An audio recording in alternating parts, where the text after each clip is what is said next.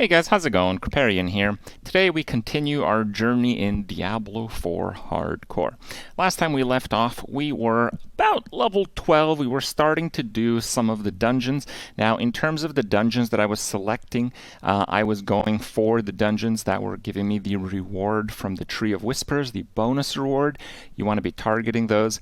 But in terms of renown completion, you're going to have to do probably more dungeons than that. I was also a little bit considerate for some of the dungeons that I expected to do a little bit later, because some of them might be part of the Nightmare Sigil system. Nightmare Sigils are like 25 or 30 dungeons or so are included in Nightmare Sigils, and now you actually just teleport to them, so they're very convenient to do later. But the thing is that you don't unlock those until you get to difficulty 3, the World Tier 3. And when you get to World Tier 3, it's the first massive difficulty jump that you experience with a character. So it's kind of a, one of those things where if you want to do it efficiently, you want to get it while you're doing Nightmare Dungeons in mid-World Tier 3 progression. But if you want to have a powerful character, well, you kind of need to beat the level scaling system, so you kind of need to have it before that. So I'm not really sure exactly where I wanted to go with that, and kind of play it by ear. But in terms of the Lilith altars, it's really important to try to target them and do them really quickly, because again, these are things that kind of break the level scaling system. If you're not familiar, in Diablo 4, when you level up, the monsters level up. When you level up, you might get like a skill point that might give you, 3, maybe 5% damage, maybe 10% damage if it's your second level in Bone Spear, for example. That's a pretty meaningful one. But the monsters level up as well, and in my experience, they often get more than 10% health and damage. So usually what happens when you level up your character gets weaker. Now, to beat this, you want to constantly get item upgrades. Item upgrades beat the leveling scaling system, but also passive effects like the Lilith altars are really important. Even though their bonuses are not huge, it kind of actually pushes you ahead of the up and downs of the level scaling through character progression. Honestly, I really hate the level scaling, but it is what it is. Here, I'm just doing some of these first few dungeons. I'm trying to combo ones where I have quests, where I have the tree dailies, because we did skip the campaign, and I'm trying to just kind of play efficiently. Oh, this is my favorite event. I actually learned that you can sit in the middle, even though it doesn't look like you're inside the red circles. It's like a edge to edge hitbox situation. So I forget what it's called. It's some kind of blood event or something like that. This one's really good. You want to always be doing this one. And there's a few events throughout the world that are kill the monster that's being channeled by something else.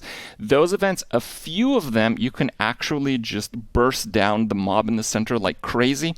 So you can get some pretty quick kills on the events. But yeah, anytime you're running past events and you're trying to level, if you know it's an event that you can do fairly quickly, go and do it. It is absolutely worth it, because you're going to want to start getting some legendary aspects, and you want to get a few more than you need. So I talked about this a little bit. The obols are really powerful here. We're just speeding through the levels. We got decrepify, but it wasn't usually decrepify too much. More about that in a second. But the obols, the rewards you get from the events, and a few other aspects of the game, but mostly events, it's kind of like the gambling system in the game. Now, when you're really low level, when you're level 15, you don't want to use them. You want to first use a few, maybe half of the ones that you get when you first max out your obols. And you want to target stuff that has the aspects that you're looking for. Now, it's going to need a little bit of preparation. For this build, even though I was playing generally a Bone Spear build, it is a Bone Spear build with minions, and the number of minions are really important, because even though the mobs don't actually aggro your minions, if you have more minions, it actually acts as kind of a wall against the monsters. So the monsters will try to aggro you, but your minions will try to get in the way. The hitbox of your minions, even though you don't collide with their hitbox, the monsters collide with the hitbox. So it's a case where if you have, instead of the 4 base melee skeletons, if you have 6, well, suddenly they're going to create that like minion wall and hold off the monsters away from you a lot better. We're also getting the corpse generation because we're using the Reapers with the second upgrade, and we're getting the essence generation because we're using the cold mages. I I think it's the second upgrade, the one that gives you essence when they hit, 2 essence when they hit. So we're trying to get the minion count, which is going to be on the utility slots. That's going to be Boots, the best one to gamble with your obols for that, because Boots is utility and mobility, and there's only like 2 mobilities, and they kind of suck. Now, another one that's pretty big is getting maximum essence for each active minion that you have, because most of the bone skills scale with having just a ton of essence pool. The ultimate passive for bone gives you a damage multiplier, and you can get damage crit multi from another aspect based on how much more you have than, I believe, 50 essence. And you also get base crit for casting a bone skill over 50 essence. So here you get to see this is level 16. I think they actually buffed these in a patch that happened like a day after this. So I think you get a little bit more experience than you're about to see, but there you go.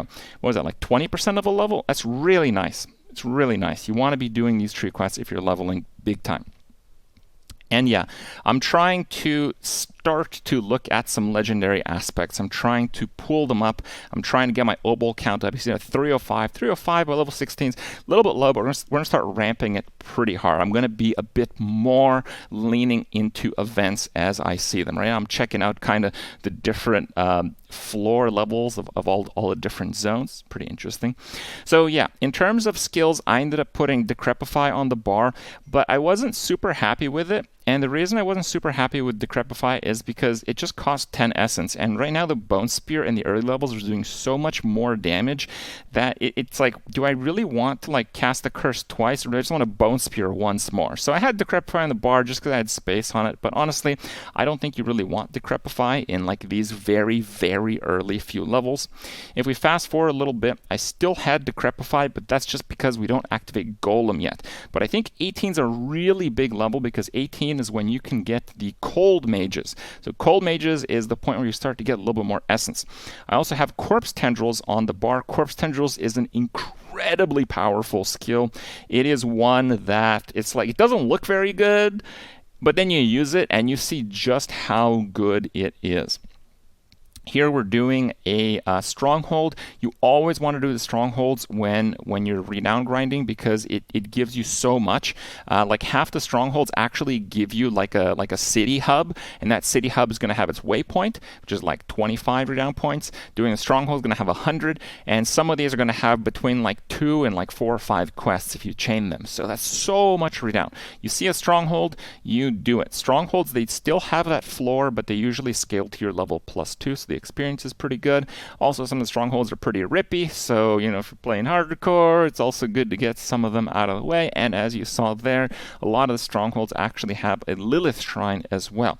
And I would say at least half of those Lilith shrines in the stronghold areas are going to be gated a little bit based on actually completing the stronghold. This one is a really tough fight for melee characters, but we are playing on World Tier 1, as I would recommend for most players who are just starting out. I think any new character until like level 45 or so, where you start to go to World Tier 3, World Tier 1 is where it's at. You just want to kill stuff as fast as possible, just blast through the content, especially because I'm just really trying to farm up the shrines and the renown as I play through the different maps.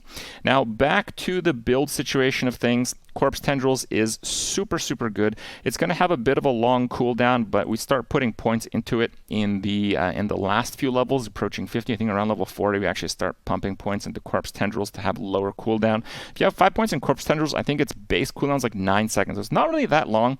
It gives you vulnerable, but it gives you vulnerable on every single target on the screen. I guess you can pick the Blood Orb one. Some builds want to do that, but the AoE vulnerable, the screen-wide 3-second vulnerable plus stun, creates this DPS window where you have all your crowd control bonuses active, and you have your vulnerable bonuses active, and most mobs are stacked up on the same spot. And that works really well with your melee skeletons, because you're using the Reapers. They have kind of like a small cleave attack.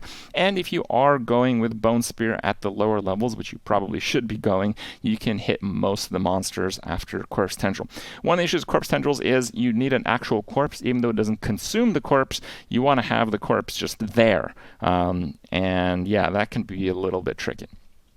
And I'm just using Decrepify on the bar just in case I'm finding like a boss. Also because I'm spamming dungeons, there's going to be a fair chance that we're going up against the Butcher. The Butcher is something you want to kind of be prepared for in hardcore.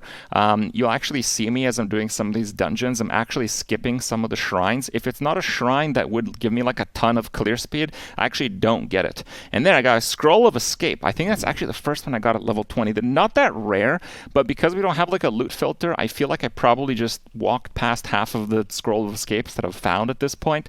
Scroll of Escape, if you use it, it just instantly ports you out of the dungeon. It is your main mechanic to not get butchered in hardcore Diablo 4. So they are very useful.